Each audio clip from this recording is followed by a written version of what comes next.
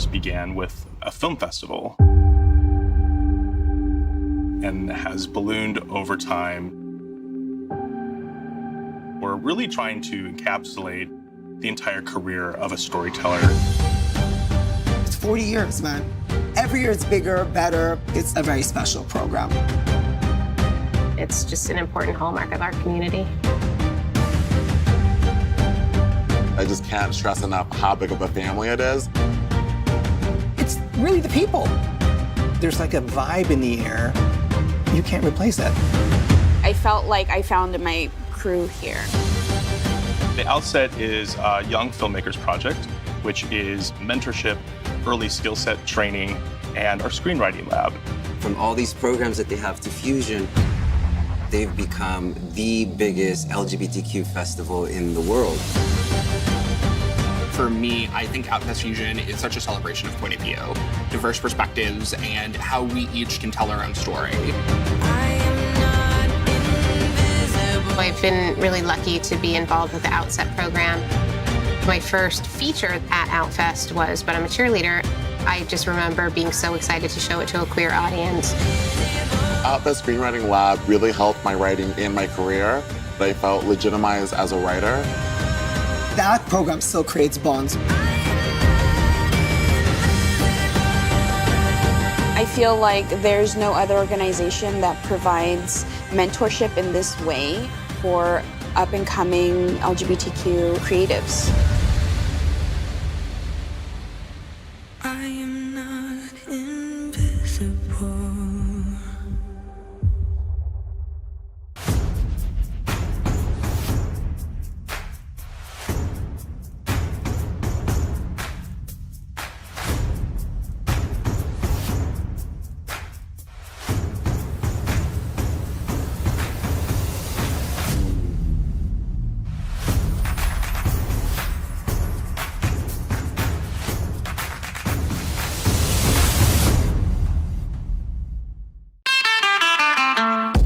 I am the first transgender athlete to compete for a Division I men's team in college. That gave me this platform as the first, right, to be able to talk about my experience as a transgender athlete. I've spent a lot of years working on myself, working on my skills, making sure that when I enter a room, people can see that I am confident because I love myself. I struggled with my identity as a young person. I always say this, don't hide. The quicker you can figure out who you are, and the better you're off you'll be in the world. Stay curious, just be your authentic self.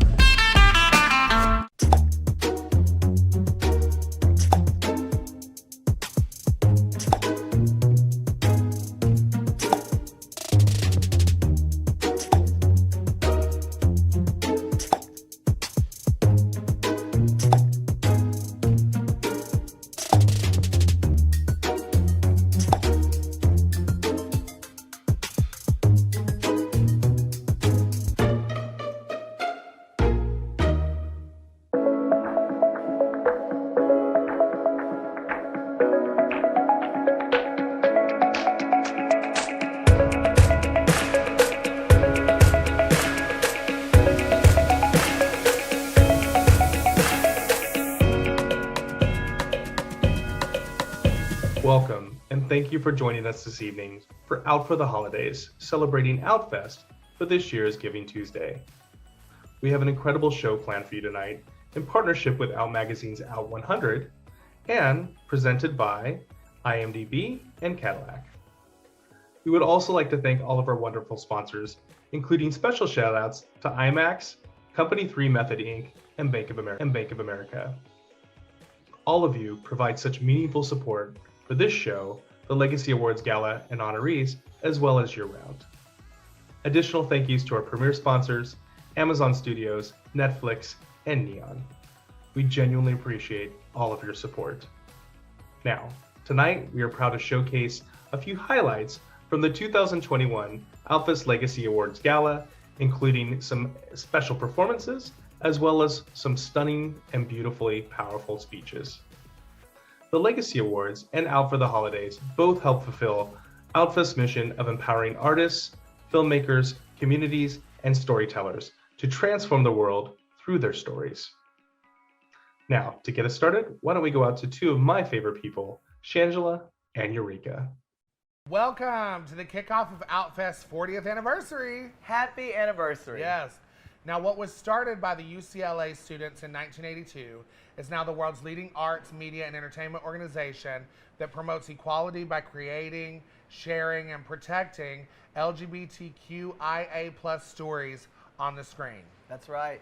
For 40 years, Outfest has showcased thousands of films from around the world, educated and mentored hundreds of emerging filmmakers, and protected more than 40,000 LGBTQIA+ films and videos. Now, the Outfest Screenwriting Lab has mentored over 150 screenwriters. And the Outfest UCLA Legacy Project, a partnership with the UCLA Film and Television Archive, is the only film archive in the world exclusively dedicated to preserving LGBTQIA+ images and has restored over 25 films. Dang, and it is there to make sure we all look good as we age. Honey, don't we all need a little preserving over time? Ooh, hallelujah. Okay. The Outfest Fusion QT BIPOC Film Festival, Outfest Los Angeles LGBTQ Film Festival, and the Outfronts showcase hundreds of the best queer films and television shows annually. Now, on behalf of the community, congratulations, Outfest, for all the careers you have launched over the last 40 years. We cannot wait to see what you will do in the next 40. Ooh, yes, indeed. Congratulations. Now, let's take a look at this year's Outfest Legacy Awards. Ooh, let's take a look.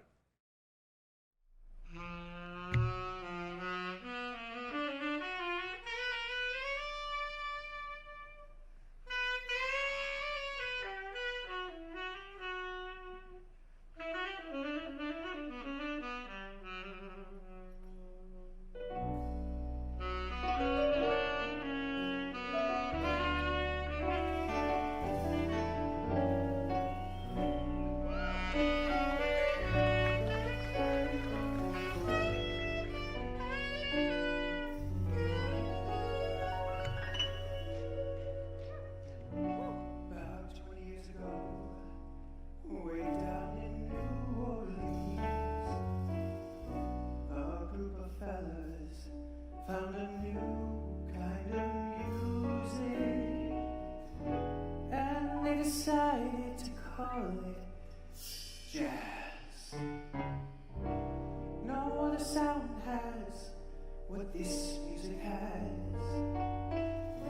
Before they knew it, it was whizzing around the world. The world was ready for a blue kind of music, and now they play it from Steamboat Springs to La Paz.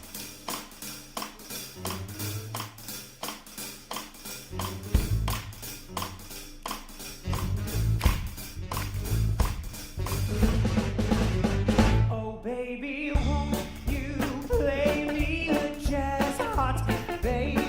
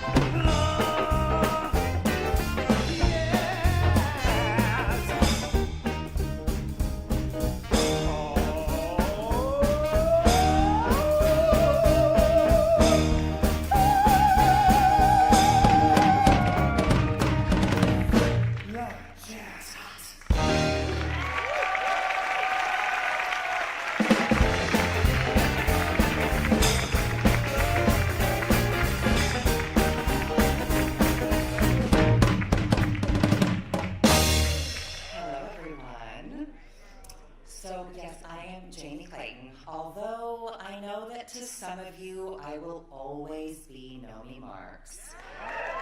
And to others, I am just one half of your favorite L-word ship-chefs.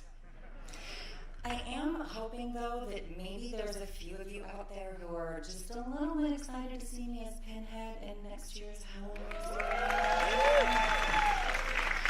But there is only one person in this audience who knows me as, "Hey bitch, what are you doing? Get dressed, we're getting boba." It's my sister, my friend, my self-tape audition secret weapon, Rain Valdez. When Rain told me that she would be receiving this year's Trailblazer Award, I wasn't surprised at all, because from the moment we met, I've witnessed Rain take big risks, kick down doors, and shatter glass ceilings. She truly is a pioneer. She's an incredible teacher, a brilliant writer, a kick-ass producer, and she's an Emmy-nominated actress, y'all. She's a force for change in Hollywood unlike any I've seen, because through her work, like Ryan's Razor Tongue, for which she earned that Emmy nom, and Relive, A Tale of an American Island Teenager, her feature film, Rain's work makes me feel seen like I never have before. Her writing positions trans women as smart, sexy, desirable, and valued. With every word she writes, with every step she takes, she really is changing the narrative. Rain is undeniably blazing a trail with her myriad of talents. All right, folks, put your hands together and let's hear it for this year's Outfest Trailblazer Award winner, my dear friend, so proud of you, Rain Valdez. Thank you, Jamie Clayton. I love you so much. Thank you, Outfest, for this moment of recognition. Unlike Jamie, I was shocked when I found out that this was going to happen. I think my first reaction was, wait, I haven't done anything yet. I'm still in the thick of it. I used to think that to be anybody in this town, I had to be the one who got chosen and nurtured, written for, and put up on a pedestal and celebrated. But I'm not that person. That didn't happen to me. Navigating Hollywood as a transgender person can feel like a fruitless effort, despite the fact that we are the epitome of change in an antiquated system. So I did something else. I nurtured myself into validity.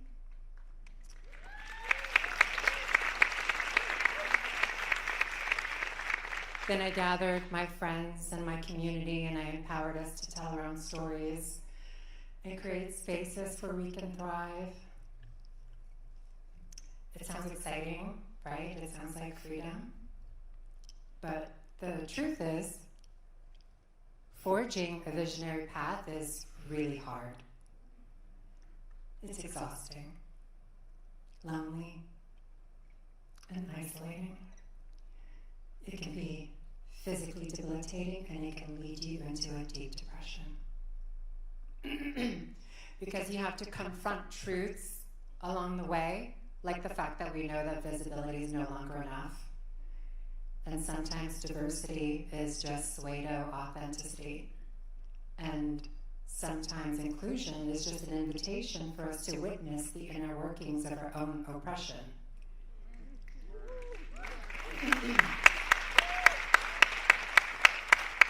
But the truth is, there is potentially a Hollywood happy ending to this story. I do believe that it's not too late for Hollywood to change its legacy on trans stories. A new Hollywood is emerging. I see it in my acting classes. I feel it on sets. And with Outfest, we are birthing a new system, an equity-centered playing field. But I have to be honest with you, trans creators need help. I need help. And most importantly, we know how to help you. Everything I've done and everything I'm about to do nurtures possibilities. My work is a love letter to Hollywood from trans people. We grew up watching everything Hollywood has made, loving it, hating it, laughing at it, being scared by it. And maybe that's why sometimes we can be really hard on Hollywood, because we know the heights that this industry is capable of, and it can do better for trans people.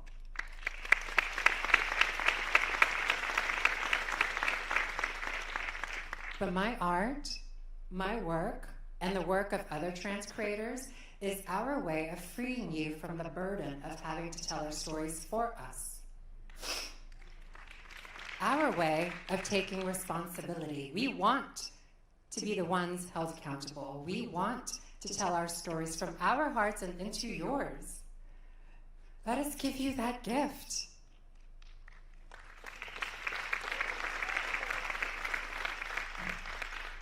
Trailblazers are the people you take a chance on, are the people you take risks with, the ones you finance and give overall deals to. Yep, I said it.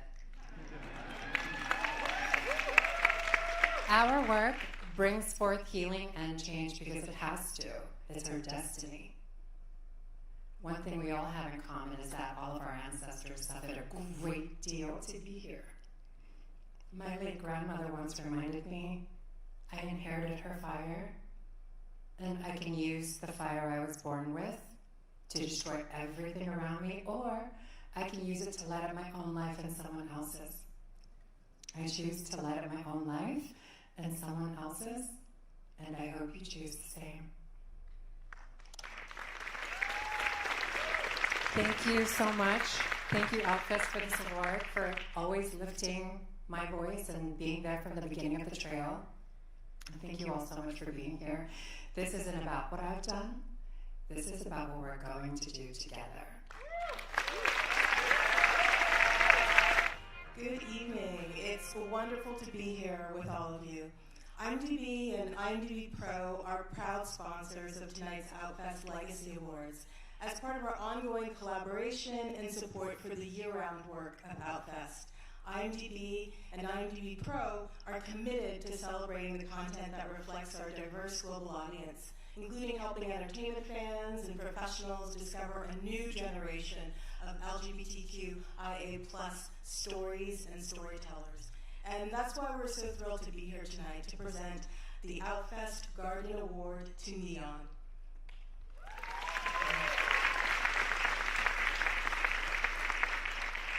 Each year, the Guardian Award recognizes an organization that has made a significant contribution to the LGBTQIA+ stories, arts, and media visibility. And founded in 2017, Neon has garnered 12 Oscar nominations, yes, and 5 wins, including Parasite's historic win last year as the first non-English language film to claim Best Picture.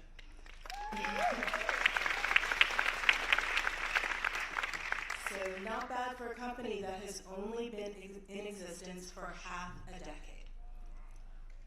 Neon CEO Tom Quinn and his team have deep roots in the film community and an affinity for showcasing stories that earn labels like unconventional, edgy, and smart. In an interview, Tom said of Neon, "We're just a group of cinema lovers who never compromise on what we believe in. Everything we do is absolutely driven by our view that this is the best cinema the world has to offer." So tonight we honor Neon with the Guardian Award, because when choosing what to include in their definition of the best cinema the world has to offer, Neon has shown a consistent commitment to showcasing boundary-pushing, beautifully rendered LGBTQIA+ cinemas, stories like those seen in Ammonite, Beach Rats, Ailey, Portrait of a Lady on Fire, and Flea. Neon has a unique ability to connect an eager moviegoing public in the US and beyond with queer films that combine original storytelling and impeccable craft from world-class filmmakers, including Celine Sciamma, Francis Lee. Please welcome to the stage Neon's founder and CEO, Tom Quinn. Thank you. You know, we won Best Picture. That was pretty awesome. But I gotta say, this means more to us.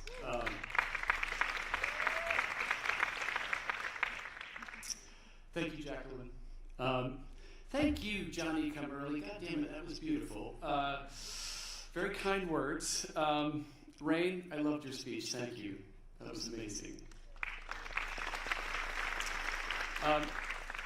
Thank you, Outfest, for this recognition. The work you have done to empower queer storytellers and champion queer cinema for over 4 decades, moving into your 5th decade, is unmatched and a beacon for the rest of us.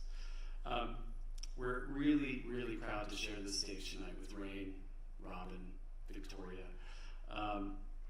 It's a huge honor for us. So when we began Neon a little under 5 years ago, we made a simple, unwavering commitment. Some would say even a radical one, to dedicate ourselves to the power of cinema.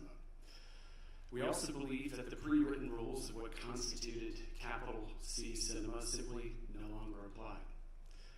The rules that treated LGBTQIA+ cinema as a monolith or other or only a niche audience were long outdated. I'm happy to report we weren't crazy. You, us, and audiences all over the world have passionately embraced being seen, heard, and represented on the big screen. The queer cinema that Neon has been privileged, super lucky to be a part of. We call it Decalogue of Perfection. Beautiful documentaries like Emil Wingott's Ailey, to the films. Most people don't know this, first film we ever bought. This one's for the ladies. I urge you to check it out. Genre-bending fantasies like Titan, Border, oh my god, Monos, and upcoming gems like Petit Maman, also from Celine Sciamma, and the sublime, once-in-a-lifetime masterpiece about survival and self-discovery, the animated documentary Fleet. I urge all of you to go see it in theaters December 3rd. Only in theaters, by the way. And yes, as Saturday Night Live so affectionately spoofed last year, we do fancy the occasional swooning lesbian period piece. Ammonites, anybody? Yes. And of course that other film, that other film, by the extraordinary auteur, screenwriter, and altogether French goddess. That, if I'm being honest, is the true heart of Neon. Celine Sciamma's earth-shattering portrait of Lady on Fire.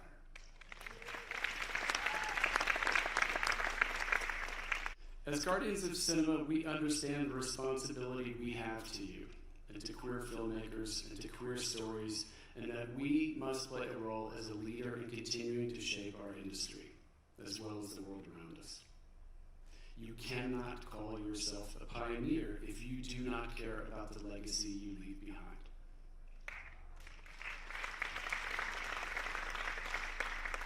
Today's cinema is tomorrow's storytellers.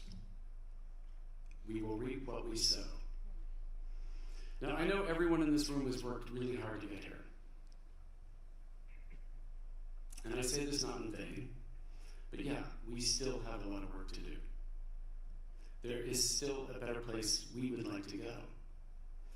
And FYI, for those people somewhere in LA who didn't get the memo, Black trans lives are not a joke.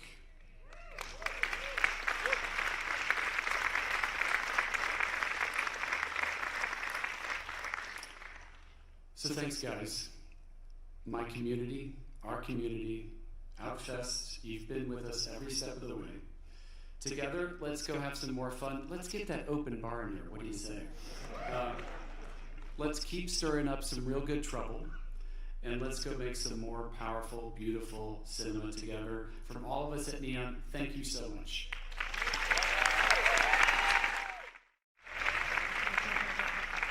Hello, good evening. So lovely to see all of your eyes. actor. An actor interprets and portrays characters for an audience's edification. But more than that, a good actor, no, a great actor reflects our humanity. They force their audience to confront our truths and our lies. So here's my truth. True story, never told this before.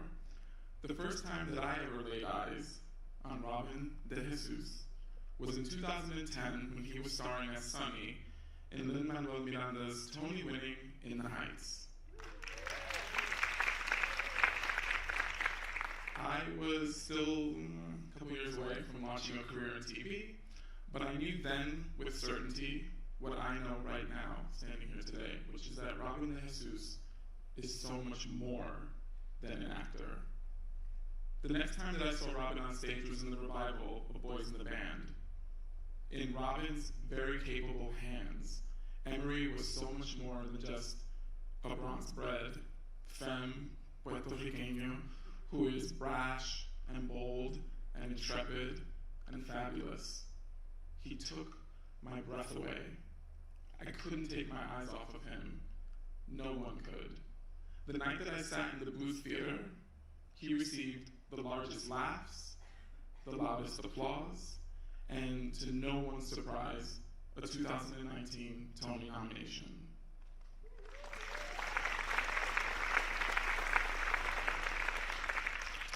There are many qualities that make Robin singular, but what I admire the most is his commitment to his community. Well, communities, plural. Because every time that Robin steps foot on a stage, he isn't simply a member of the LGBTQ+ community. And when he appears on screen, he isn't solely Puerto Rican.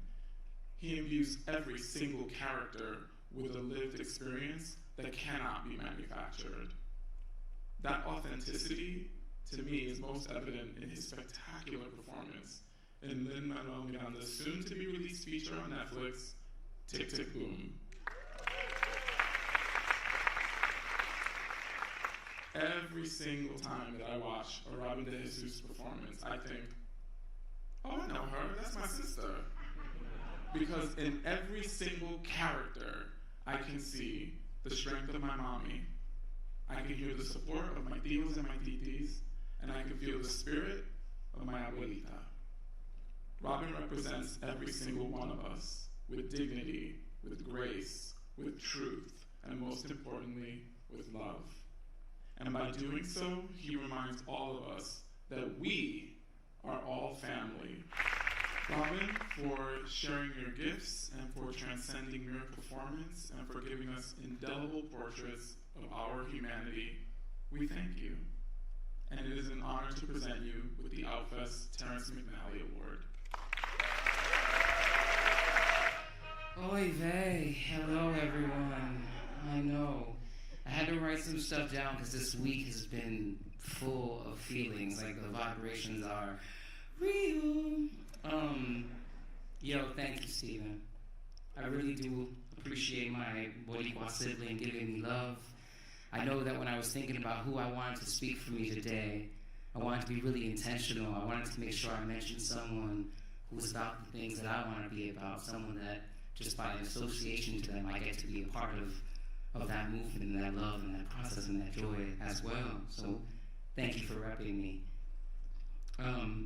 It's crazy that this is called like the Terrence McNally Award, because when I was a freshman in high school, well, you know there's that whole competition with like the freshmen and the seniors, and so freshmen never get principal roles, they never get solos in the choir and stuff, right? I see some guys shaking your head like you feel hurt. My whole freshman year, like I was like, yo, I want to get a solo. I want to like show the seniors that I can be just as good as them, you know, and it wasn't happening. And then by the last concert at the end of the school year, my choir teacher decided to bless me with a solo and a medley from the musical Ragtime, which the book of that musical was written by the beautiful Terrence McNally. And I remember that when I got the solo, I thought the seniors are going to hate me, that they're going to come for me. And it was the opposite. It was love. They were very sweet. They were affirming. And in that moment, I felt very seen in a way that I didn't know I needed. I've been saying that a lot this week because I'm acknowledging everyone that has made me feel seen. Years later, I did a play called Homos Are Everyone in America, and yes, that is the name of the play. A beautiful man named Jordan Seavey wrote it. Terrence came to show love, and he showered me with compliments, and I thought yet again, ooh,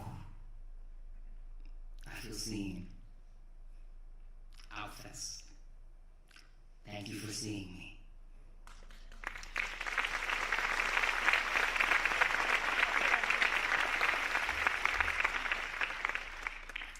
I'm very, very grateful for this moment, so I just want to thank everyone else that has been seeing me over the years, because it's been a minute. As you can see, the face changed. I got a good face care routine, but maybe I'll up it. Thank you, Bill Valoric, my agent, for seeing me. Nevin, everyone at the agency but Bill, because you're like my ride or die. Thank you, my Puerto Rican sister, Justina Machado, who always shows up. I see you and I feel like I'm at the Puerto Rican Day Parade, and I love it. Alexandra Shipp, for being more than a cast member, for being a friend, for loving me, for supporting me, for praying with me every time we do an interview beforehand to make sure we get shit right. Ooh. To my family, for all of their hard work. It takes a village. I'm very aware that I'm part of a collective.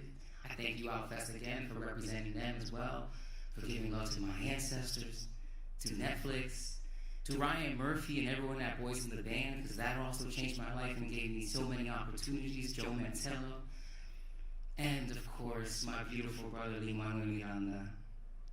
Because, yeah, give him the love, please.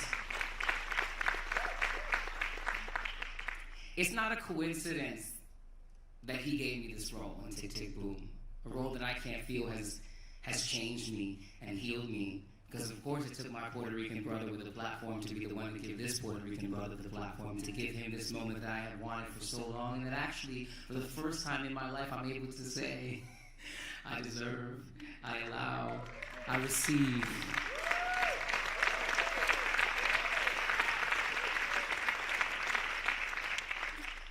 Anik, I want to make sure I give you love, because I feel like the process working with you lately has just taught me so much and given me an intentionality that lets me know what I want to do with my platform, how I want to use it, and how I can give service and give the most good. Because every day I get up and I say, God, use me, I stand for you. And in that, I have a bit of an offering for everyone, because I feel like everything is so heavy these days, right? And we're just like social justice fatigued. But we can't let that get us. We can't let that get to us and stop us from doing our most good. So I wish to call on all of our collective ancestors, and I wish to affirm abundance. Yes, Ashe, I heard that, whoever that was. Thank you. I offer and affirm abundance, health, safety, a desire to participate in change for all of us, for the collective, for the community, the acknowledgement that yes, we feel this oppression, but you know what? How blessed are we to be a part of that change? How blessed are we to have this moment? Thank you so much, Outfest, for letting me have this moment, and thank you for letting me make it multiply. This is a blessing, and I hope to continue doing good, making y'all proud, and just participating as much as I humanly can. Blessings, abundant blessings.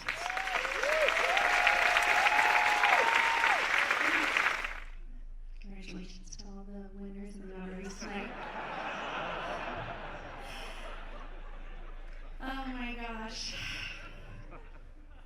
Who would have thought this girl from east of the 10 freeway would be presenting the Visionary Award to Victoria Alonso, the highest ranking Latina executive in entertainment.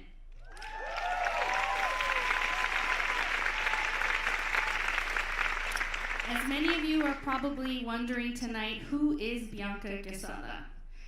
And to be honest with you, throughout my life, I have often asked myself this very question. Growing up in East LA, I found my way into the business through musical theater. And I had a connection to the power of stories from a really young age. After working multiple jobs and interning, I landed a job at CAA. It was a job I almost didn't take, but that is a story for another day. Almost 2 years into my time at the agency, I was at an inflection point in my career. Frankly, I was looking for guidance. I started the Hispanic Latinx Entertainment Collective to at least help others coming up behind and alongside me, as I could not yet figure out my own path. As we all know in this business, timing is everything.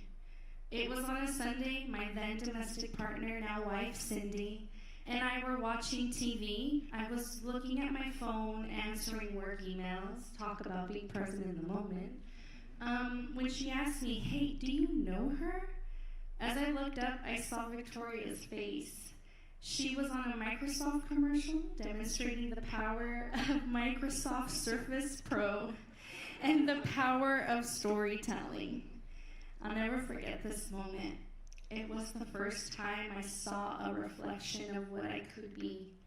It was the first time I saw a Latina become who she wanted to be. It took me 3 weeks to muster up the courage to call Victoria. And when I placed that call into her office, she answered.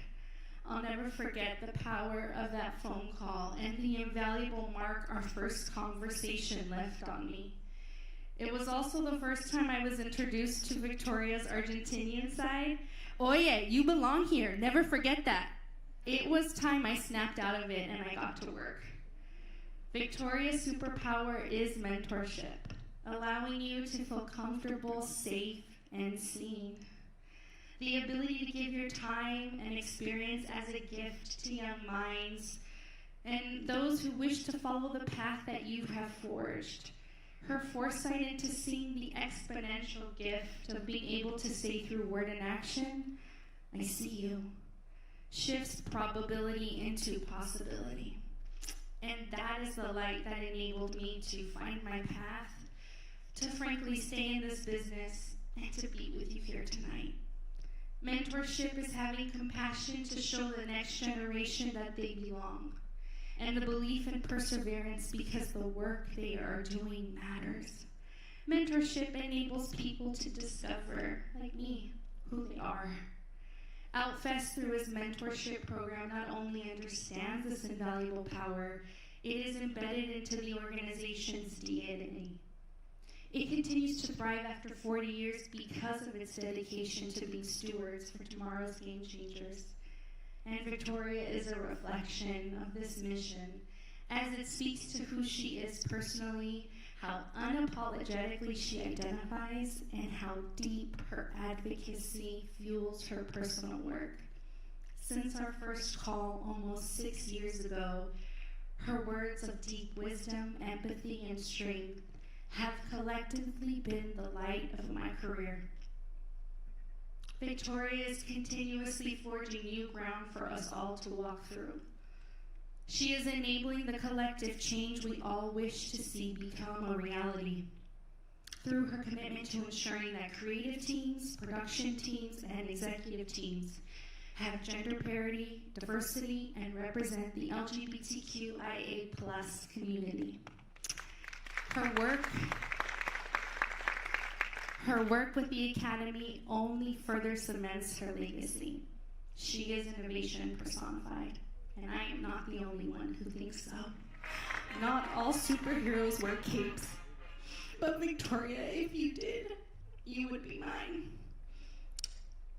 Please come on stage as I say, gracias por tu inspiración, tu pasión y iluminación.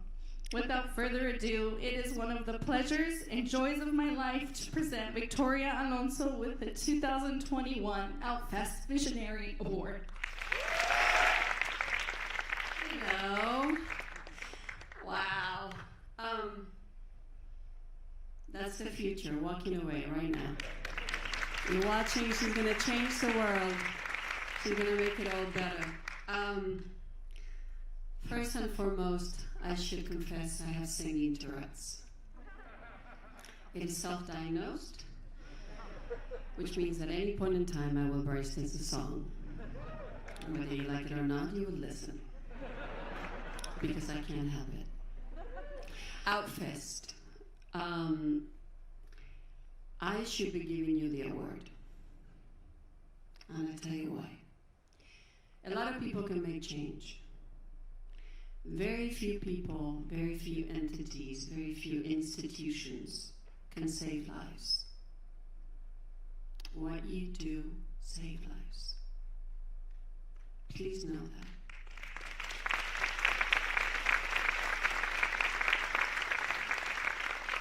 It is often that we try to see ourselves in someone, in a story, in a book, in a magazine.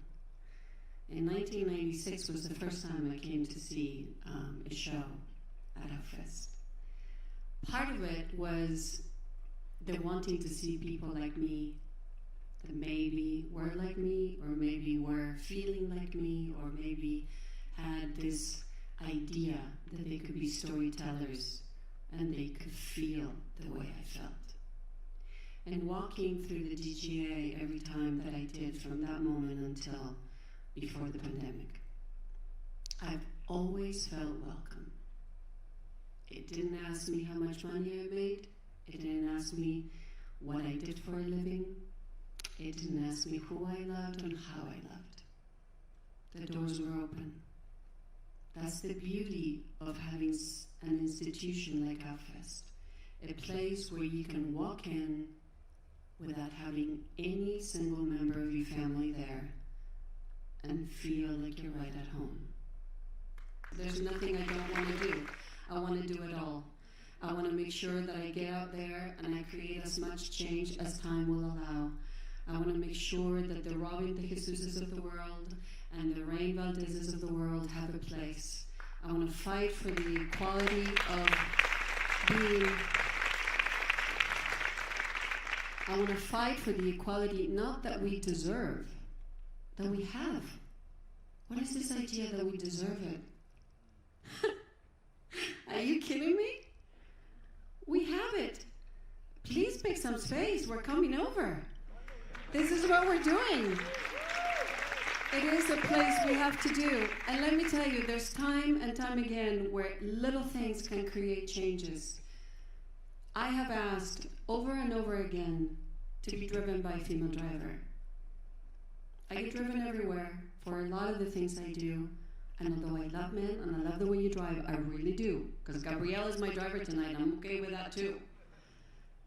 But I would like to have a female driver, and I tell you why. Because the only way we make a change is if we start asking. So I said, hey, let's get some girls to drive too. Why not? And the driving force has increased. You can make a change anywhere you go, anytime you can. When they asked me to do the Microsoft commercial that I didn't want to do, that it was supposed to be going to a 22-year-old man that was super handsome, but it didn't work out. And I kept saying, can we please have a woman? Can we please have a woman? We have so many women that are working in our movies. Can we please have a woman? They said, no, it has to be you. I'm like, I don't want to do it. I want somebody else to do it. And they said, no, we want you to do it. And I said, okay, I'll do it. But if we do it, I do it in English and I do it in Spanish. So when my mom could see it, she would understand. They said yes. So there you go, Robin. Anytime you do it, it's got to be bilingual, baby, or nothing. Así es. Así es. In my almost 30 years in Hollywood, I never belonged. I never have, but I have never not belonged. I don't belong because I don't fit in their boxes. And let me tell you, I appreciate the boxes, but I don't care for sharp corners. I like my curves, and off I go. So I'm never going to fit in any box that you try and put me in. My thing to you after almost 30 years career is don't. Rain, don't fit in any box. Where are you? I can't see you. I see you. Where are you? There you are. Please don't. And I hear you. It's lonely. It's lonely at the top. It's lonely to create change. It's lonely to fight. It's lonely to feel that when you walk in the room, more than not, people go, oh, here we go, she's gonna ask that again. Yeah, I see you. You're not alone. I perhaps have not 100% done right by you. But I can assure you, for as long as I am at Marvel Studios, I will do right by you.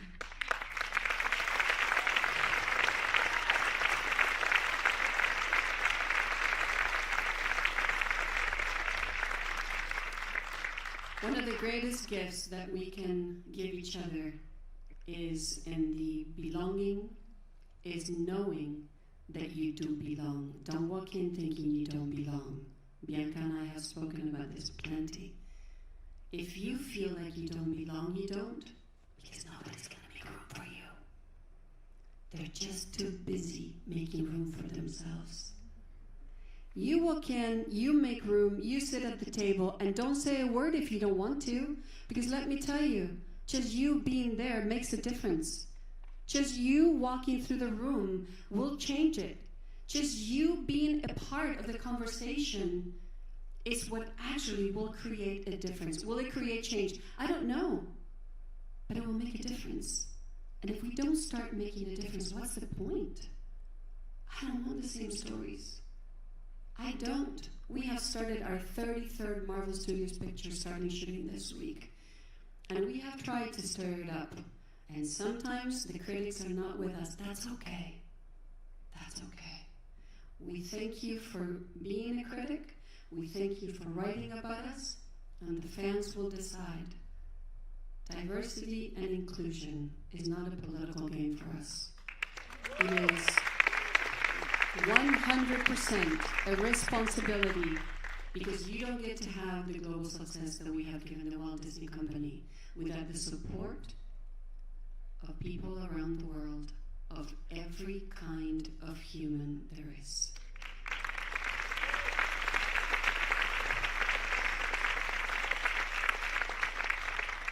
There's a friend of mine here that I've known almost 30 years. Her name is Deborah Geritana.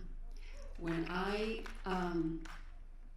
I started in Hollywood, I produced a little movie called Sordid Lives, with Del Shores directing, and Leslie Jordan, and Olivia Newton-John, and Delta Burke. And I was broke, and I didn't want to ask my mom for money. And Deb sent me a check for $500, and I will never forget it. And I never cashed it.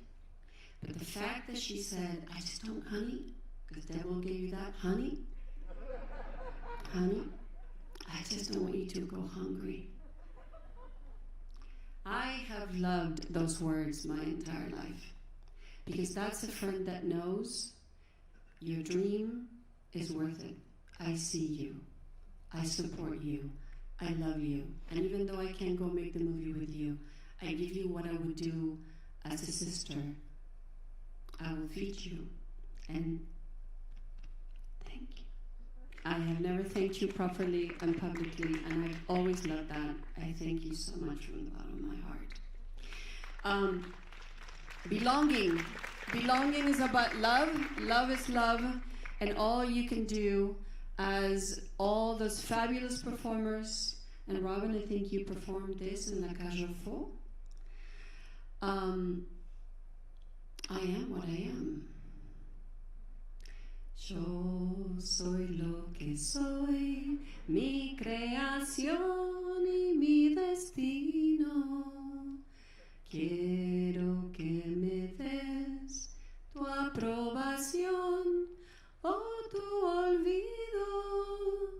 Este es mi mundo y no hay razón para ocultarlo. Es mi mundo y no hay razón para ocultarlo. ¿De qué sirve vivir si no puedo decir, Rain, soy lo que soy? I dedicate this to you and to the struggle. I thank you from the bottom of my heart. I will work as hard as I can, the 20 hours that I do before I have to sleep. And I promise you, there's more to come. Outfest, the Academy, Thank you, my friends that are here. I love you all. You know who you are. I thank you, thank you, thank you.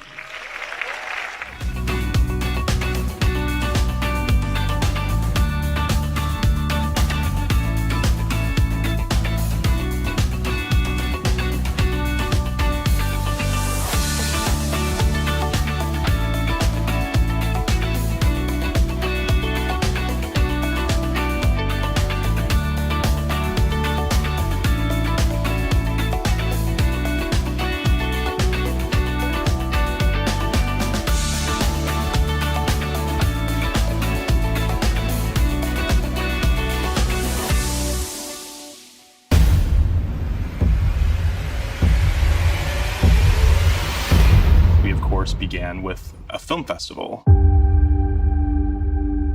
and has ballooned over time. We're really trying to encapsulate the entire career of a storyteller. It's 40 years, man. Every year it's bigger, better. It's a very special program. It's just an important hallmark of our community. I just can't stress enough how big of a family it is. It's really the people. There's like a vibe in the air. You can't replace that. I felt like I found my crew here. The Outset is a young filmmakers project, which is mentorship, early skill set training, and our screenwriting lab. From all these programs that they have to Fusion, they've become the biggest LGBTQ festival in the world. For me, I think Outfest Fusion is such a celebration of point of view, diverse perspectives, and how we each can tell our own story. I've been really lucky to be involved with the Outset program. My first feature at Outfest was But I'm a Cheerleader. I just remember being so excited to show it to a queer audience. Outfest Screenwriting Lab really helped my writing in my career. I felt legitimized as a writer. That program still creates bonds. I feel like there's no other organization that provides mentorship in this way for up-and-coming LGBTQ creatives. I am not invisible. From all of us here at Outfest, thank you so much again for tuning in this evening and for supporting us in whatever way you felt possible. We would also like to thank our presenting sponsors, Cadillac and IMDb, as well as our show partner, Out Magazine's Out100. Now, to continue on, let's jump right back in to the rest of the Out100 show.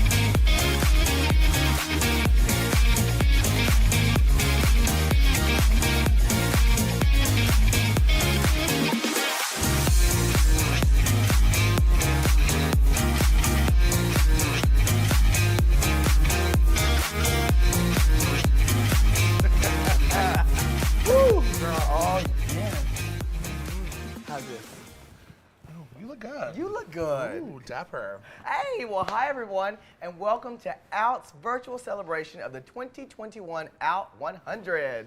I am Rico O'Hara. Yes, she is, and I am Shangela, and we are so happy to be here with you. You know, I haven't seen you since we wrapped filming the last episode of We're Here. Girl, I just saw you last week at the function. That's right. Just the viewing party. You know, honey, time flies when you be a diva doll like yourself. I know. Well, you know, for those of you who don't know us, We produce and star on HBO's Emmy-nominated series We're Here, along with fellow Drag Race star Bob the Drag Queen. That's right, and Bob could not be here with us today because she's down in Brazil getting a little BBL listing. She's hanging out with that thruple girl. She's no, busy. she's gonna kill us. She's gonna kill us. Either way. She's out of town right now, but we're here to join you. And honestly, you know what, Eureka? We're Here is one of my favorite projects to produce and work on. It's a show that brings awareness and celebrates underrepresented queer stories in a positive and uplifting manner. You know, and honestly, just to be clear, this series is not a makeover or competition show, but about helping people across the country find the courage and confidence to publicly express their genuine selves, find support and love from their families and neighbors, and in some cases this season, actually come out to their families while in the midst of filming. Yeah. We're Here is currently debuting weekly on HBO and is available to stream on HBO Max. Yes, indeed. And baby, I hope that you are watching. And if you are not, you better start now. Get the subscription, put it on a record, whatever you got to do. You see, we've got so much in store for you tonight, including appearances and performances from some of our favorite LGBTQ+ musicians and artists. We'll hear from some of the amazing honorees who have made the Out100 list this year. The folks out there, baby, that are doing the work across the country to advance equality for all individuals who make up the LGBTQ+ community in the best way. Listen, I can't wait to see what they have in store for us, okay? I've heard rumors some of our favorite members of the community are being honored, so who knows who we might run into tonight. Ooh, this is exciting. Yeah.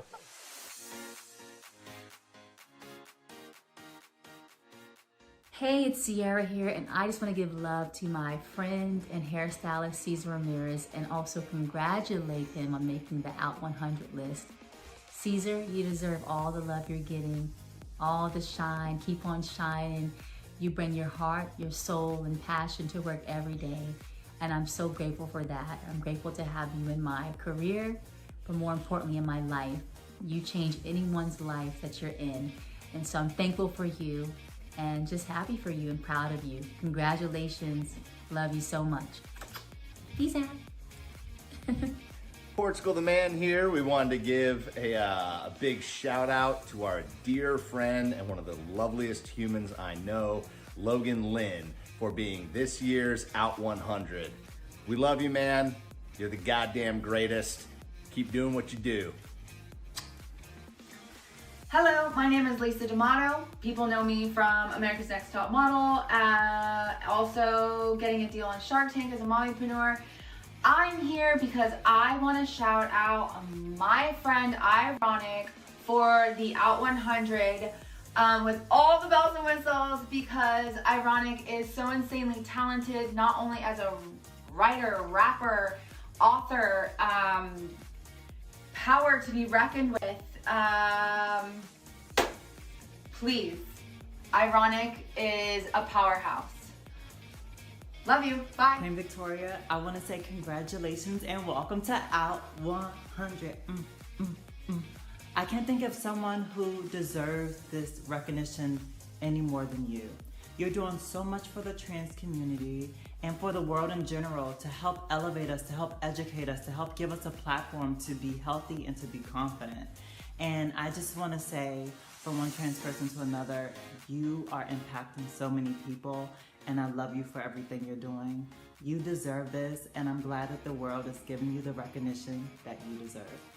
Congratulations on being one of the new Out100.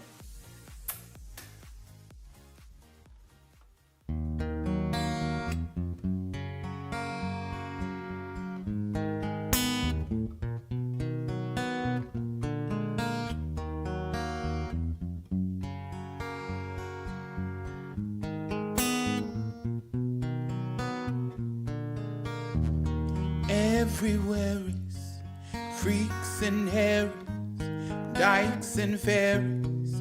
Tell me, where is sanity?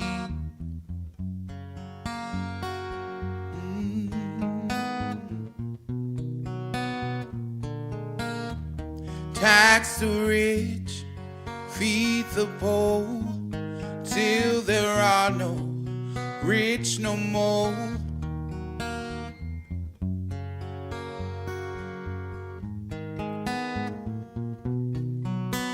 Said I love to change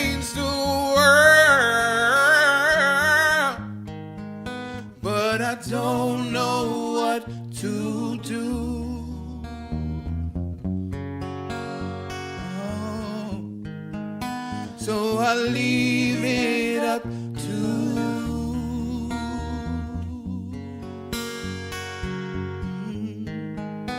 So I leave it up to you.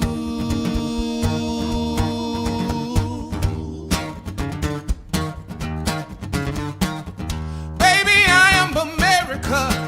I'm a stranger just like you.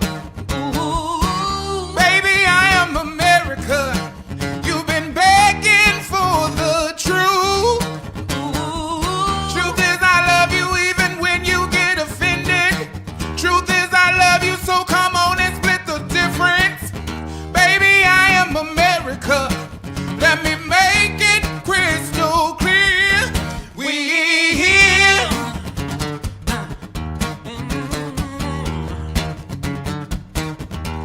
We here.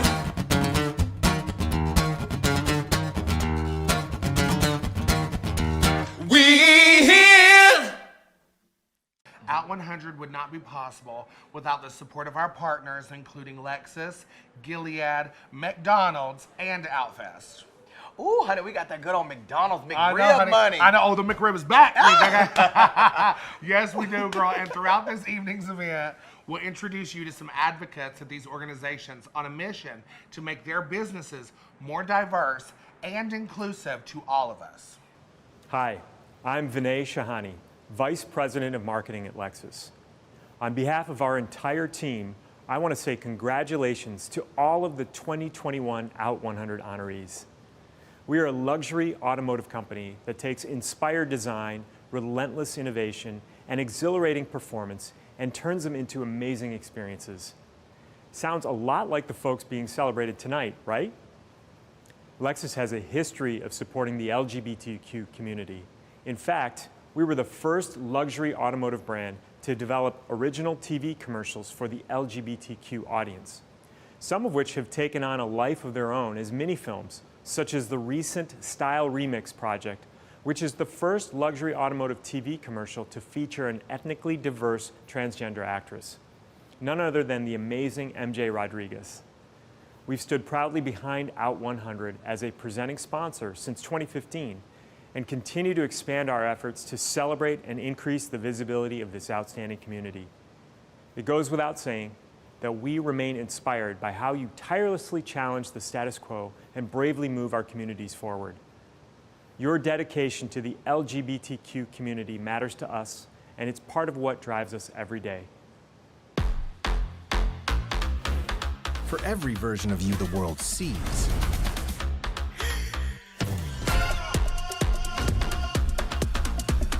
the redesigned Lexus ES brings out the best in them. The redesigned Lexus ES.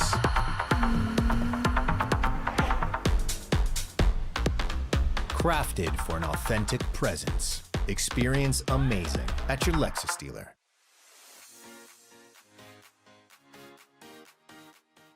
We have a very special guest with us to give us the backstory on Out100. Please welcome Editor-in-Chief of Out Magazine, my sissy, Miss Daniel Reynolds. Yes. Yay! Thanks to you both. Hi. Thank you for being here Of for course. hosting. Of This course. is brilliant. So, Mr. Daniel Reynolds, for those who may be living under a rock or unfamiliar, help us out. Give us the ins, the outs, the outs. You know, all the details of what is the Out100. Well, the Out100, this is actually the 27th year that we've been doing this, if you can believe it. It almost predates some of us.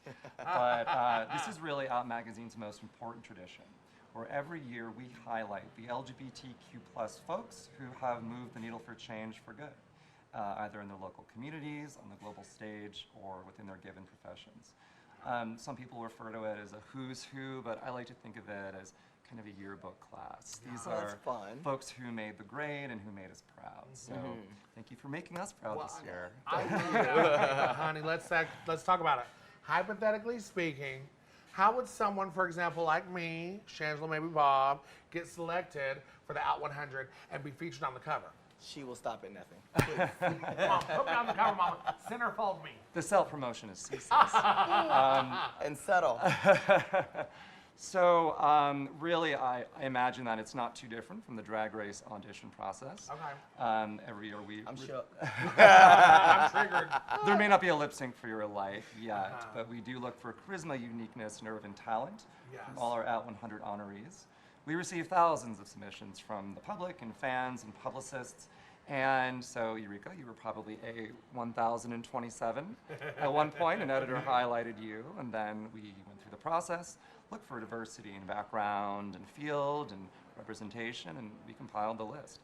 In terms of a cover, these are people who are kind of the featured honorees, the folks that really made a big difference this past year, and we wanted to shine an extra bright spotlight on. You had some amazing covers. Yeah, thank you so much. Truly amazing covers, yeah. I know for me personally, this is my first year as editor-in-chief of Out Magazine, so compiling this list, orchestrating the covers and highlighting folks such as yourself was really special to me because I really remember being that closeted kid, sneaking off to Barnes & Noble, looking in the magazine section and picking up Out Magazine and seeing myself reflected for the first time. Yeah. And that meant the world to me because it showed me what was possible. It showed me that I could be myself and I could maybe one day do something like this for a living. So, yeah, and look at you now, gal. Yes, look at all of us, you know. Professional, I love it. And hopefully this list can, inspire any person to do that for this year. And so I know now that I've shared a vulnerable moment with you, I would love if you would share the moment that both of you realized that you were queer for the very first time. Ooh. Wow. Ooh, okay. First moment that we knew that we were queer. There's a couple moments for me, for sure. But I know one thing that stands out in my head was every time when I was a kid, I would go to the bathroom, lock the door, and take a towel, wrap it on my head, and then take another towel and wrap it around me. And I was doing full out, 40-minute concerts and performances in the mirror with the hairbrush. And just knowing, I don't know if everyone does this, but I'm getting my life doing it. And I knew it was probably something a little different. You still have that towel. Oh, baby, both of them. It's a two-towel combo. His and hers and them. Yes, okay. Yes. Honestly, for me too, I think it just happened at a really early age. I just kind of always knew I was different. I knew that I was extra feminine for a boy. I was also raised with 3 women. My mother was a single mom, and I had 2 sisters. And I was always referred to as the man of the house. And it always tricked me because I wanted to play in the makeup and play with the dolls. And I was always pushed to play with the cars and given the NASCAR gifts and the things like that. And I realized very soon that I liked sparkly and beautiful things. And I was luckily embraced by a beautiful Amazonian woman, my mother, and my grandmother, and these powerful women. And eventually I came out, you know what I mean? But I just think it happened really early for me. Wow. Well, thank you so much for sharing, both of you, and for being here today as our and being co-hosts. gay. Yeah, yes. being gay. For being queer. Thank you for being out. Yes. Yes. Out 100. It's so important for us as a community to share our stories. I think it shows that we're not alone, no matter what stage in our journeys we're in. But let's hear from some of our honorees speak on the moment they knew that they were queer. The moment I knew I was queer was the first time I saw John Stamos on TV. And I'm not even joking. I am not even joking you. I watched Full House. John Stamos came through the back door, and I remember feeling a little odd inside. And I knew I was different from that moment. Well, for me, the process of understanding and knowing my queerness has not been linear. It's actually been non-linear. It's been incremental over time. My queerness has been with me and shown up in multitudes since I was really, really little. And I will share that it all kind of culminated in one memorable night in Manhattan in the early 90s at a nightclub called the Click Club in the Meatpacking District. And just like that, I knew for sure that I was queer. My gay awakening happened pretty early in life. I grew up in a hair salon and I loved all things beauty. I mean, I loved being around hair, makeup, fashion, all of it. I loved watching it and I love doing it now. I was also really fortunate to be able to grow up around queer, gay, and transgender people since an early age growing up in the salon, and it just made me feel like I was a part of the community and I belonged. Well, I actually remember the day. The year was 1989, I was 6 years old, and I had New Kids on the Block playing cards. And I remember just looking down at Joey McIntyre and saying, he's gonna be my husband one day. And I didn't even know what gay or queer was, but that was the moment that I'm pretty sure I knew I was queer. I don't even remember specifically the moment that I realized I was queer. I just always knew I was different. I do, however, remember in grade 6 when this jerk named David called me a fag, and after I looked it up, I was like, oh my god, maybe I am a fag. The moment that I first knew that I was queer was sitting in a freshman class where we watched Paris is Burning. I'd been questioning for a while, I'd been thinking about it, but as I sat and watched that film, I realized that those are my people, that's my community, and I need to fight for us. The moment I knew I was queer was when I kept having a reoccurring dream when I was about 4 or 5 that I was a 16-year-old girl with long, wavy hair who knew how to drive. I'm dead serious. I knew I was queer really early on, and was in an environment where that was like not accepted. I was raised in a church environment that was pretty rough, and actually got in trouble for gayness. One of the first times I ever got busted and like kicked out of where I was living was because an Out magazine arrived in the mail that I had ordered in a brown sort of envelope, and people that I was living with discovered I was gay, sent me packing. But I always, from that moment on, always fought for my queerness, always fought for myself, and this honor, this being part of this Out100, feels like a full circle moment with my own queerness. It's pretty cool. When did I first know I was queer? I was kind of a late bloomer, and my ex-husband helped me come out when he started noticing I was looking at other women in a way that he thought was queer, even though I didn't realize it yet. And I guess I kind of knew when I fell in love with my first girlfriend. We were in a polyamorous relationship and she was our third. But I should have known. My birthday's National Coming Out Day. My queer awakening was I was 16 years old and my older sister had a girlfriend, and I thought, pretty hot. My queer awakening was I was in 3rd grade, and we were in PE and we were stretching, and the butterfly stretch, and all the girls were super flexible and all the boys had their knees up, and it was the first time I thought to myself, I'm a boy. Dang. Okay, my queer awakening, like many of you, was in the underwear aisle at Walmart, so thank you, Hanes. So in high school, during a church youth group trip, my pastor took me, and only me, to eat lunch at Hooters. And he insisted that it was because the chicken wings were really, really good. And you know what? That experience taught me 2 things. 1, I really do like chicken wings. And 2, I am very, very gay. It was when I attended my first gay pride parade in San Francisco to see the joy, the inclusiveness of our community liberated my true identity. And I felt that I was welcomed with love and open arms. But it wasn't until I actually went on my first date with a woman, and, I met her on MySpace. She was fine, she was nice, she was very, very cute. But we didn't hit it off. She wasn't my type. I don't think that I was her type either. But that end of the night kiss in Williamsburg by the water. It was the first time where I was like, oh my God, now I know why people like making out so much. I knew I was different from a very young age, but back then all we had was Rocky Horror Picture Show, and my mom wouldn't let me watch that. So when I got older, I realized how different I was when not only did I want to be with women, but I realized I wanted to be one. Can I say this? The moment I knew I was queer was the first time that I really saw titties. Like boobs, breasts, knockers, patty whackers. I don't think they even call it. I think I just made that up. I had to have been 8, or 9 years old, and there was a woman at this, I think at the grocery store, and she had some really big boobs. They were just like out past curfew, hanging out. Who don't like titties? You know what, Eureka? I have an idea. They should put you on the cover of the Out 100. Yes, they should. Wait a minute, no, better idea. They should put me and you. Better idea. Okay. They should put me and Bob and you on the cover. I can see it, baby. The cover girls will put the bass in the walk. Ooh.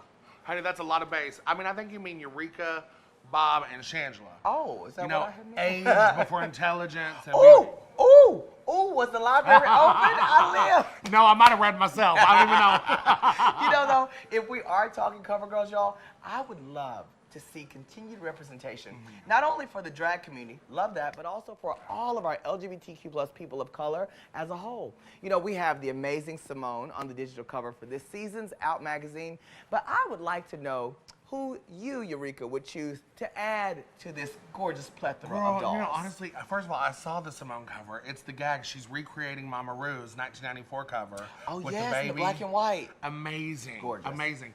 But, you know, I would love to see somebody like Queen Latifah. She's been representing for our community for a long time now. Hallelujah. The equalizer, honey. That's right. Yes, ma'am. Mama Morton. I love her. Okay. When you're good to Mama. She'll be good to you. Yeah.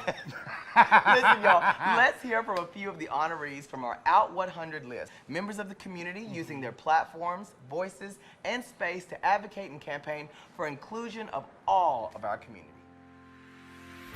This past year has been a challenge in so many ways. It's also been one of transformation and resilience. Something that hasn't changed is the inequality we as LGBTQ plus people continue to face. For many of us, taking the lead on issues including personal, public, and workplace discrimination. Specifically, the accessibility to healthcare and fair housing through progressive legislation.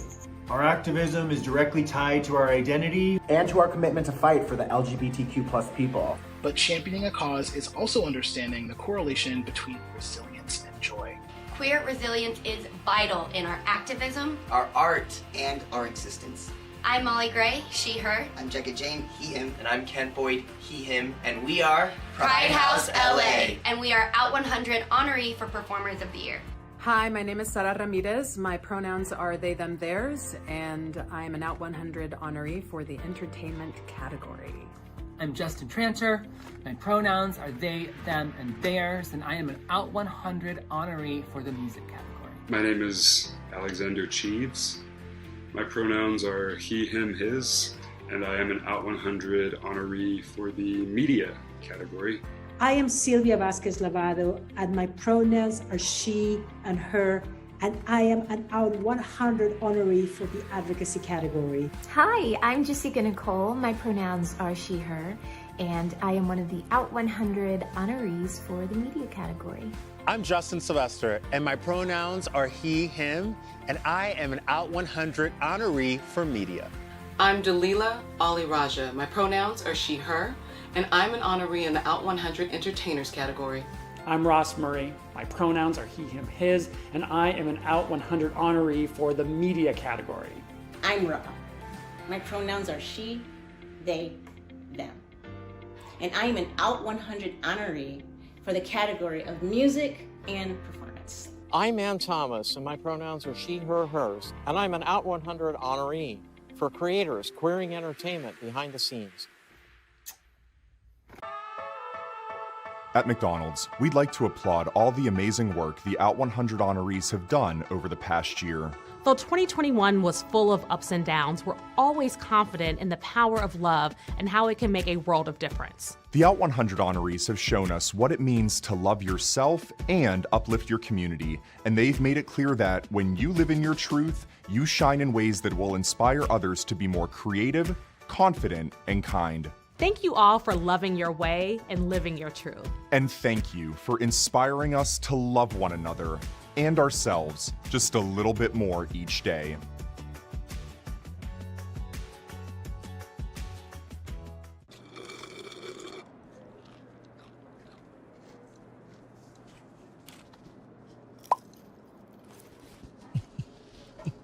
Get all your faves like an order of small fries for just a few bucks. Only on the McDonald's $1, $2, $3 menu. I personally remember seeing Out magazine for the very first time and being in awe. Walking through and seeing it and being like, oh my God, there is a magazine that is completely dedicated to us. Yeah. I mean, honestly, my favorite cover, I have to say, is the 20th anniversary with Zachary Quinto. Ooh, but you know, yes. Zachary's my baby. Oh, miss, no offense. I put her up in drags one day, okay? That's right. Yeah, and he's an openly queer individual as well. Yes. You know, and we've come so far as a community, and we only have better things to come. It really is such an honor to see how not only Out and the Out100 team have grown and evolved, but also how the LGBTQ plus community has grown as well. Specifically, the honoring of trans and non-binary individuals. Let me say it one more time for the folks in the back. Specifically, the honoring of trans and non-binary members of our community. When I hear that non-binary word, it just makes me so happy that it's being mentioned alongside trans people. Spoiler alert, the finale episode of We're Here will feature 3 transgender participants and is a great episode to tune into to bring awareness to issues surrounding the trans community. That's right, it's very important. Tune in.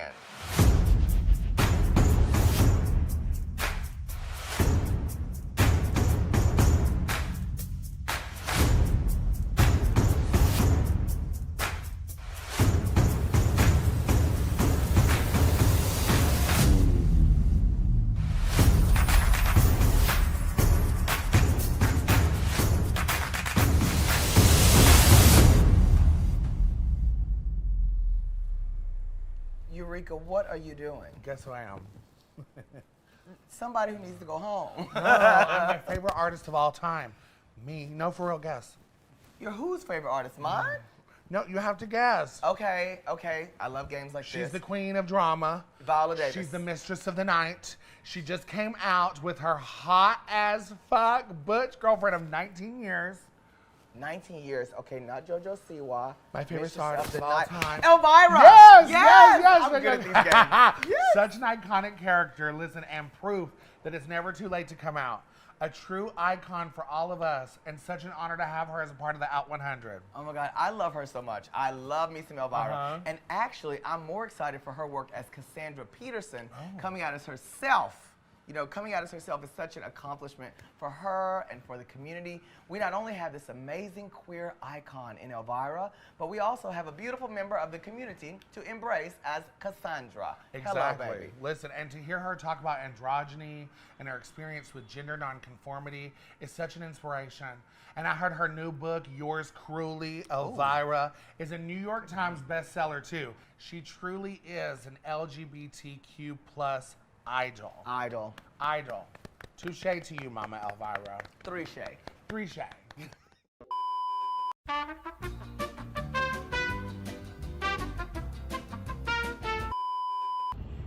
Hi, this is Cassandra Peterson, and I just want to say it's been a tough year for the LGBTQ plus community with the coronavirus and all. I mean, seriously cut down on the partying, right? But I want to thank all the Out100 people for putting me on the cover this year. Really appreciate it. Appreciate all of you guys. Lots of love to you, and mwah.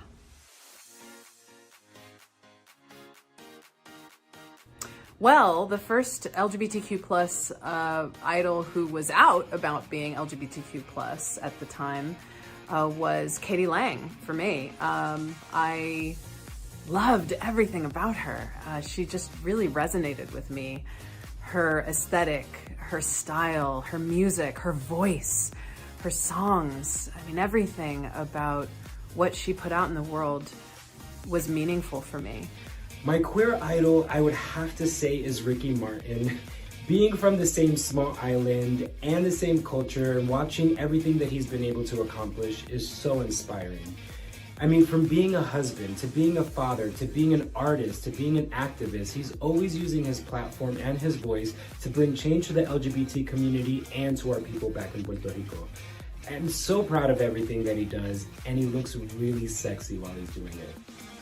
Well, it has to be RuPaul, because as a kid of the 90s, I remember rollerblading to his music and absolutely just falling in love with everything he stood for. And I didn't realize just how much of an idol he was until Drag Race launched, and seeing that community grow, and as an avid lover of drag, and just a believer that there needs to be more positivity in media today. And I think anyone, not just the LGBTQ community, can sit down and watch Drag Race and smile at the silliness, at the humanity of it all. And I think it brings people together, and that's what we need more of. So, Ru, you're my idol. It has to be David Bowie in Labyrinth. Watching him in Dance Magic Dance with that white pirate top and the black singlet, his chopped mullet, and those black gloves, it was game over for me. It was game over for me. Pride House LA's queer icon is Ellen DeGeneres. She came out on her sitcom, lost everything, and created a whole empire just for being who she is. And she also loves to dance, and we are dancers. But our favorite thing about her is she loves to give back, and that's what we want to do at Pride House LA, give back to our community. So, we love you, Ellen. My first LGBTQ icon hero that came across my path was Billie Jean King. I grew up in a tennis family. I'm the only person in my family who does not make their living coaching tennis. And Billie Jean King, being openly queer and such a feminist and such an icon. My mom was obsessed with her. I was obsessed with her. And seeing my family, who is so tennis obsessed, be so obsessed with an openly queer person made a huge difference in my personal joy and safety as a kid, knowing that if my parents loved her, they would probably love me. The first LGBTQ plus idol that I looked up to was Bayard Rustin. I got into progressive politics. I had been working for a while and decided that I was going to be out and free in that decision to be out. And I knew that someone I wanted to model my career off of in terms of that lack of fear was Bayard Rustin. Being out in the 60s, working in the civil rights movement as an out gay man couldn't have been an easy thing to do, and it gave me a lot of inspiration as I did my work. The first LGBTQ plus idol that I remember admiring and still admire today is Matthew Shepard and his family. I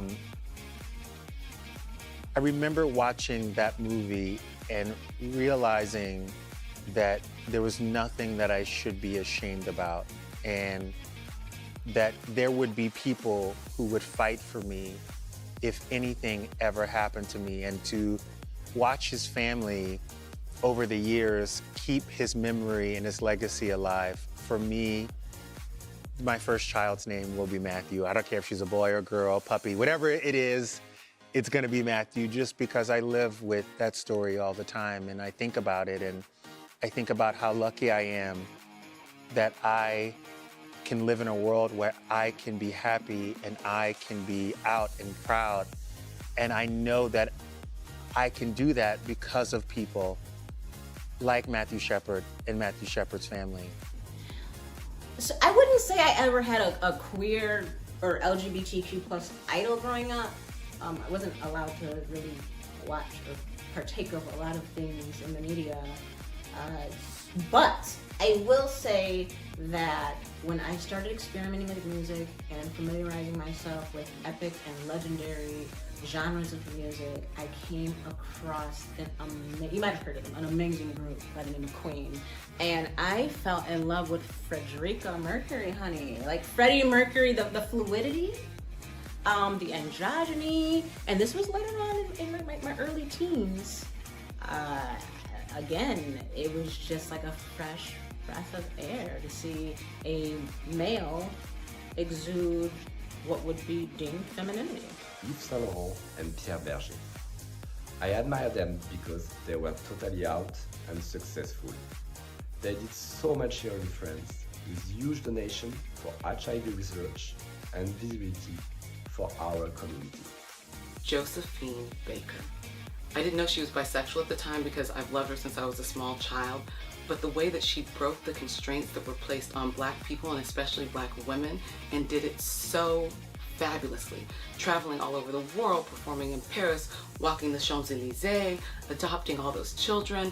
I just love how free she was. Ellen DeGeneres. I felt she transcended judgment and fear when she first publicly came out on her show. And Ellen has always been so bold and brave, staying true to herself. Thank you, Ellen, for your bravery. It keeps inspiring me. The first person I saw in media I remember as a child and really seeing myself reflected was Scott Thompson in Kids in the Hall.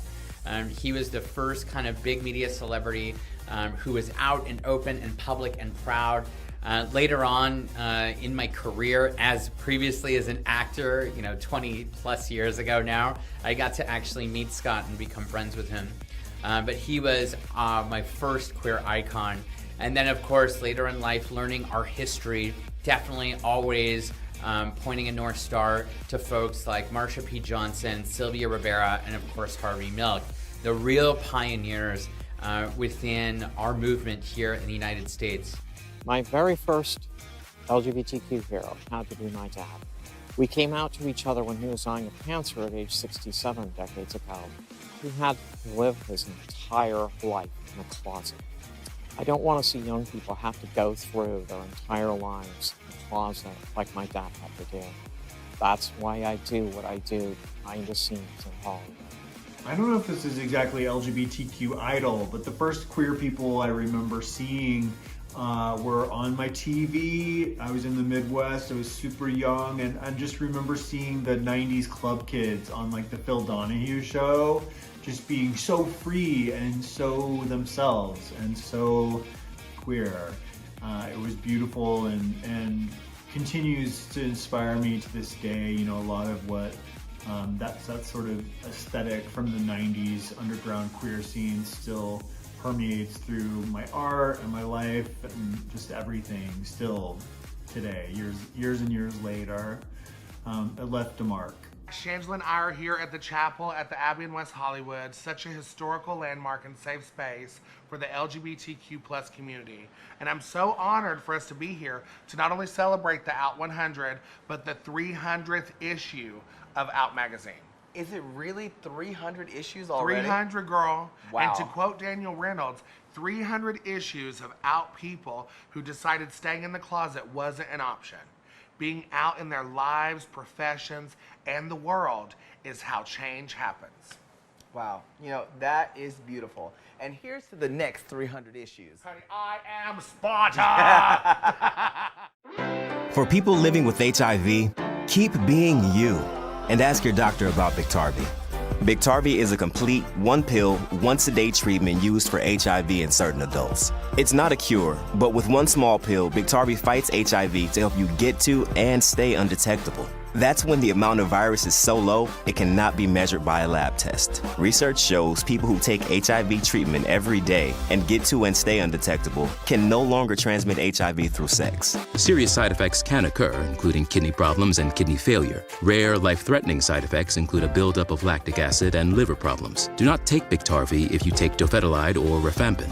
Tell your doctor about all the medicines and supplements you take if you are pregnant or breastfeeding, or if you have kidney or liver problems, including hepatitis. If you have hepatitis B, do not stop taking Biktarvy without talking to your doctor. Common side effects were diarrhea, nausea, and headache. If you're living with HIV, keep loving who you are and ask your doctor if Biktarvy is right for you.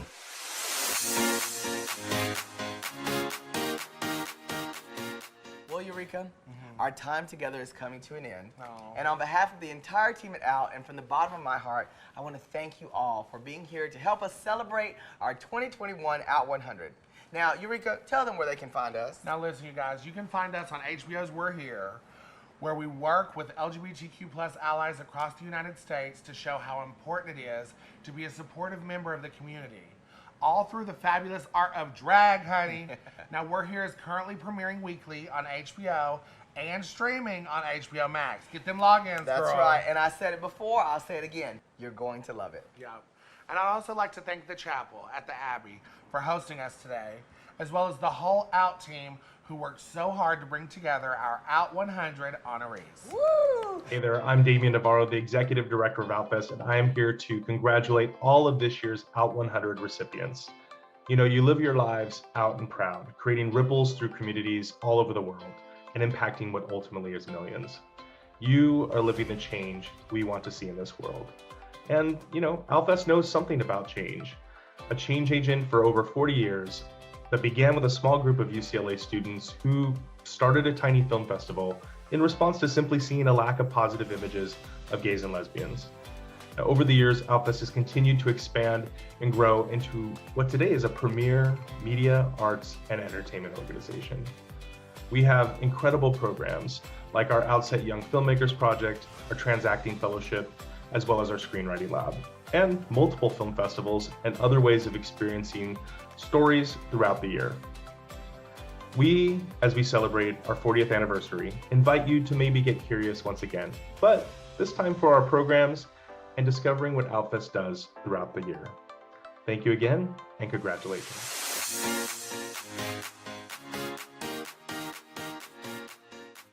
Ooh, you know what? This moment calls for a cocktail. Eureka, pass it up, baby. Yes, ma'am. Pink, your favorite color. Thank you. Listen, here's to you, here's to us, and here's to the Out100 and the honorees celebrated today. Cheers. Cheers. Cheers, sister. Hallelujah. Eureka, you found it.